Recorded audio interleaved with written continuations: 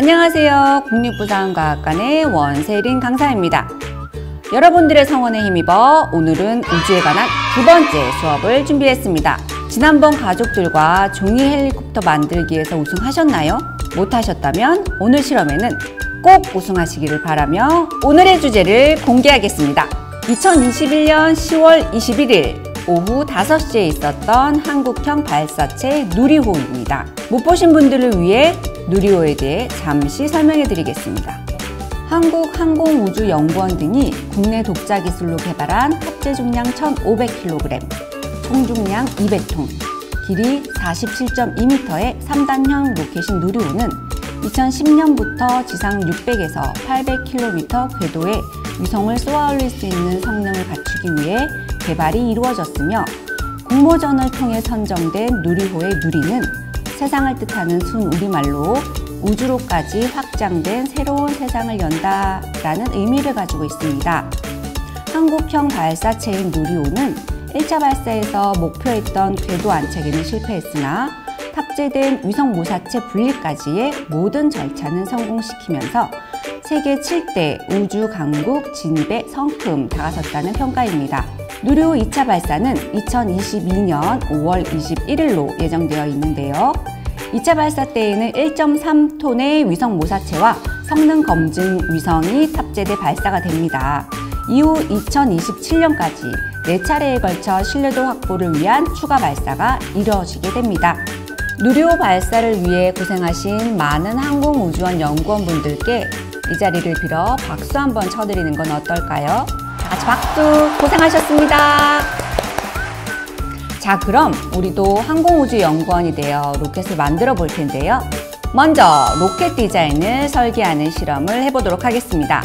우리 친구들이 로켓을 설계하는 연구원이라면 어떤 모양으로 로켓을 만들 건가요? 멀리 날아오르게 하려면 어떤 모양을 해야 할까요? 이번 실험에서는 다양한 디자인의 변화를 주어 결과가 어떻게 나오는지 연구해 볼 거예요. 준비물이 필요합니다.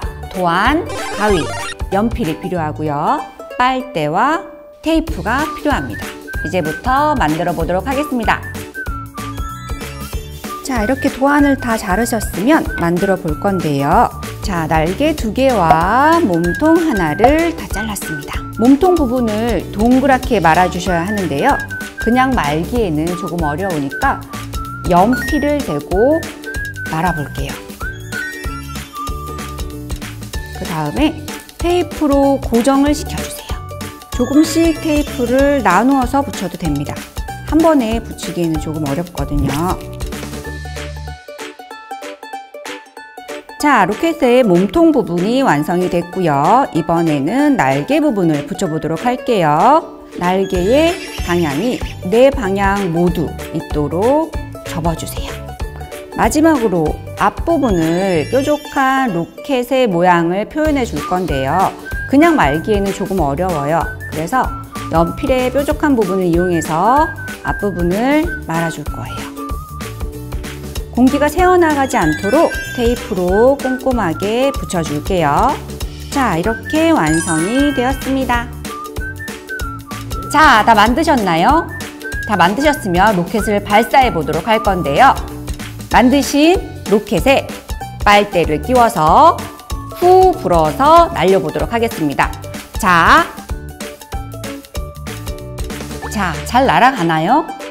루즈콘의 길이에 따라 로켓의 성능이 변하는지도 실험해 보도록 하겠습니다.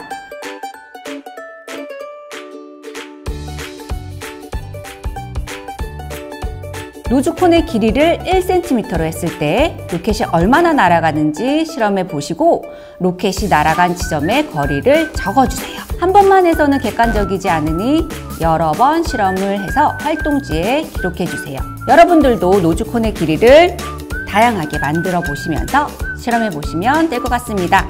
날개의 모양, 몸통의 길이, 날개의 각도 등을 달리하여 로켓의 성능에 영향이 있는지, 누가 가장 멀리 날아가는 디자인을 만들었는지 내기해 보아도 좋을 것 같습니다. 두 번째 실험입니다.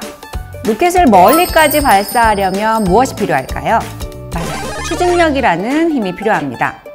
앞의 실험에서는 입으로 후 하고 부는 추진력을 이용했다면 이번에는 좀 더 강한 추진력을 이용하여서 더 멀리 보내보도록 하겠습니다.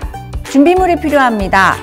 긴 호수, 로켓의 몸통이 될 투명 필름, 가위, 테이프가 필요하고요.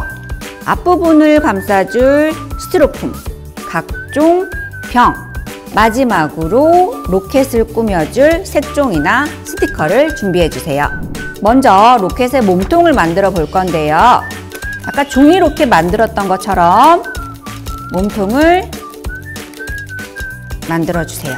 로켓의 몸통을 너무 작게 말면 호수에 들어가지 않고 너무 크게 말면 호수에서 바람이 새어나가기 때문에 잘 맞게 말아주세요.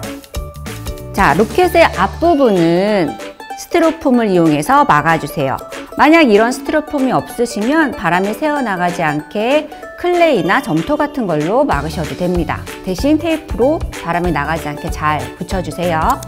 그 다음에는 각종 꾸미기 재료로 아이들이 멋있는 로켓을 만들 수 있게 해주세요. 자, 이렇게 완성했습니다. 이 로켓을 발사하기 위한 힘이 필요한데요. 각종 병에 준비하신 호수를 잘 맞게 넣어주세요. 저는 마요네즈 병을 깨끗이 씻어서 연결하였습니다. 자, 이렇게 완성하였으면 로켓에 호수를 꽂고 넓은 곳에 가서 한번 날려보도록 하겠습니다. 마지막 실험입니다. 로켓은 추진제를 연소시킬 때 발생하는 기체를 빠르게 내뿜어 그에 대한 반작용으로 추진력을 얻어 앞으로 나아가는 비행체를 말합니다. 즉, 가스를 밖으로 보내면 작용 반작용 법칙 또는 운동량 보존 법칙에 의해서 그 가스가 가진 운동량만큼 로켓이 추진력을 얻게 됩니다. 그러면 우리도 로켓처럼 기체의 반작용으로 인해 위로 날아가는 로켓을 만들어 보기에 앞서 간단한 실험 먼저 해보도록 하겠습니다. 부모님과 아이들이 손바닥을 마주대고 서로 밀어보세요. 어떤 힘이 느껴지시나요? 아이들과 서로 이야기해보세요. 이번에는 더 힘껏 밀어볼까요? 어떤가요? 더 힘껏 밀면 더 많이 밀립니다. 즉, 작용의 힘이 커지면 반작용의 힘도 커집니다. 이렇게 로켓의 원리까지 알았으니 이제 직접 만들어 볼까요? 이번에 저희가 만들어 볼 로켓은 발포 비타민 로켓입니다. 준비물이 필요합니다. 가장 중요한 발포 비타민, 로켓을 재료들, 가위나 테이프, 약간의 물도 필요합니다. 그런데 잠깐! 발포 비타민이 왜 필요할까요?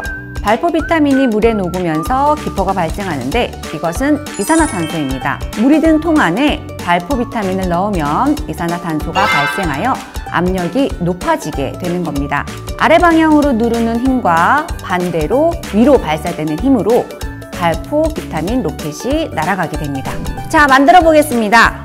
발포 비타민 통을 이용해서 로켓의 몸통을 만들어 볼 겁니다. 뚜껑이 있는 부분이 아랫부분을 향하도록 만들어주세요. 로켓의 위에 부분을 만들어 보도록 할게요. 윗부분을 만들기 위해서 복갈 모양을 만들어 볼 건데요.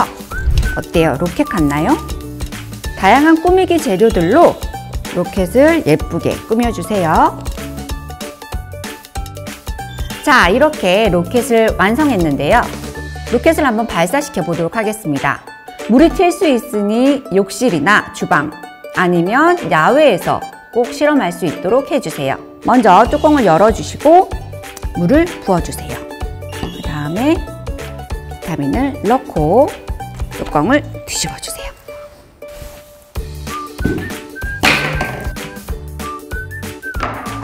자, 이렇게 실험을 해봤는데요. 또 어떻게 하면 로켓이 더 멀리 날아갈 수 있을까요? 물의 양을 다르게 해서 발사되는 높이를 관찰하여 활동지에 적어보세요. 자, 이렇게 저와 함께 3가지 로켓을 만들어 보셨는데요. 재밌으셨나요? 다음번엔 한국형 발사체가 꼭 성공하여서 더 기쁜 소식으로 과학관에서 만나뵐 수 있으면 좋겠습니다. 이상으로 국립부산과학관 과학강사 원세린이었습니다. 감사합니다.